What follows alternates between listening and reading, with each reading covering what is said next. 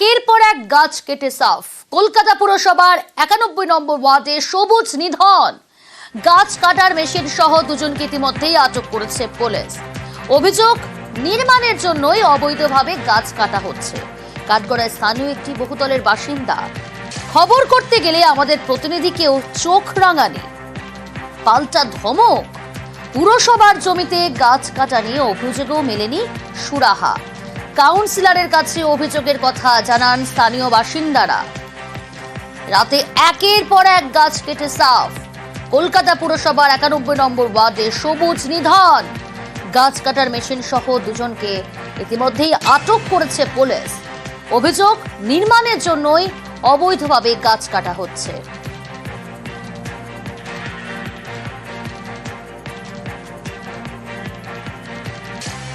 আমাদের প্রতিনিধি যখন অভিযুক্তর কাছে প্রশ্ন করে, জানতে চায়, অভিযুক্ত পাল্টা ধমক দিচ্ছে। শুনুন। আমাদের গাছ আমরা কাটছি। আচ্ছা, এই জমিটা আপনাদের? হ্যাঁ, মাসির বাড়িতে ইট ফিট সব মেরেছে আজকে, ওই জন্য আমরা আসলাম। আচ্ছা, ওই দেখুন কাঠ ফাট সব ভেঙে দিয়েছে। বুঝেছি, এগুলো কেন করেছে? এগুলো কেন করেছে? এগুলো ঠিকই তো, কিন্তু এই গাছ কেটেছেন। গাছ কেটেছে কেন? মাসির কোনো দরকার ছিল তাই কেটেছে। এখন বাড়ির একটা আম গাছ কাটতে গেলেও পারমিশন লাগে বন দপ্তরে, সেটা ঠিক আছে, সেটা অন্য কথা। আপনারা গাছটা, আপনারা মানুষটাকে দেখবেন না? ডেফিনেটলি। হ্যাঁ, তার মানুষটার সঙ্গে কথা বলুন। যান মানুষের সঙ্গে কথা বলুন। আসুন আসুন আপনি। গাছ এক সেকেন্ড, আপনি আমাকে চোখ রাঙাচ্ছেন? হ্যাঁ, চোখ রাঙাচ্ছি। আপনি আসবেন কি আসবেন না? কেন চোখ রাঙাচ্ছেন? হ্যাঁ, চোখ রাঙাচ্ছি আপনাকে। পারেন? হ্যাঁ হ্যাঁ পারি। কেন? তা চলুন।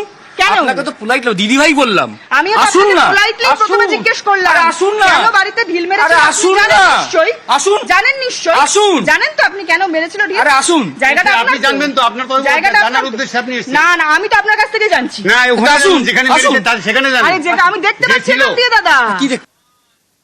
সরাসরি রয়েছে প্রতিনিধি সুস্মিতা। সুস্মিতা, এইভাবে তোমাকে চোখ রাঙানি, যেখানে সবুজ নিধন করছে রাতের অন্ধকারে একের পর এক গাছ কেটে সাফ, কি ব্যবস্থা নেওয়া হয়েছে পুরসভার তরফ থেকে, প্রশাসনের তরফ থেকে ওই ব্যক্তির বিরুদ্ধে?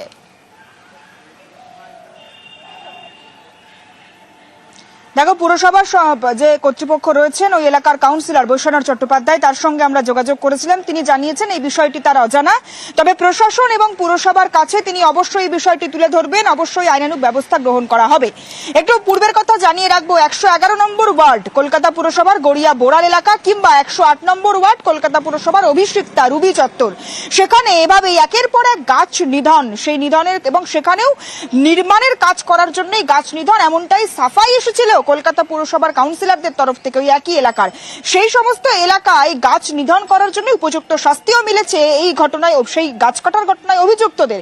এবং তারপরেও এই গাছ কাটার ঘটনার আবারও পুনরাবৃত্তি, এবং যিনি অভিযুক্ত রয়েছেন, যে ওই গাছ কাটার ঘটনা ঘটিয়েছে বলে এলাকাবাসীর অভিযোগ, এবং তার বাড়ির সামনের এলাকা গাছ দখল করে রয়েছে, সে কারণেই বাড়ির সামনের এলাকায় তিনি সেখানে গ্যারেজ করবেন, এ কারণে গাছগুলি কাটছেন তিনি, এমনটাই সাফাই দিচ্ছেন তিনি। এবং সরাসরি তিনি ডিনাই করছেন যে সেই গাছ কাটার কোন রকম অনুমতি তার কাছে ছিল না, গাছই তো কাটতেই পারি, অনুমতির দরকার নেই। যদিও যে এলাকায় বা যে জায়গার উপর গাছটি রয়েছে, গাছগুলি ছিল, যে গাছগুলি একের পর এক গতকাল মাঝরাতে কাটা হয়েছে, সেই জায়গা কলকাতা পুরসভার তত্ত্বাবধানে। তারপরেও তার লাগানো গাছ, তার বাড়ির সামনে গাছ বলে তিনি নাকি গাছ কাটতে পারেন, এমনটাই অকপটে তিনি কার্যত ধমকির সুরে বলছেন, এবং প্রশ্ন করতে বারংবার রুখে আসা, এবং অবশ্যই কি করবেন করে নিন, এমনটাই তার অকুতভয় তিনি। এবং গাছ কাটার পরে তার কোনো এখন দেখার কবে প্রশাসন এবং পুরসভার তরফ থেকে উপযুক্ত ব্যবস্থা নেওয়া হয় এই ব্যক্তির বিরুদ্ধে। বেশ, আমি খবর নিচ্ছি, আইনের যে ব্যবস্থা আছে সে ব্যবস্থা গ্রহণ করা হবে। পুলিশ তো ব্যবস্থা নিয়েছে, গাছ কাটা যেটা অপরাধ, সেটা অপরাধের ব্যবস্থা নিয়েছে। কারা করছে দেখতে হবে, দেখে তাদের বিরুদ্ধে ব্যবস্থা আমিও প্রশাসনকে জানাচ্ছি। আইন অনুযায়ী যে ব্যবস্থা নিশ্চয়ই করা হবে।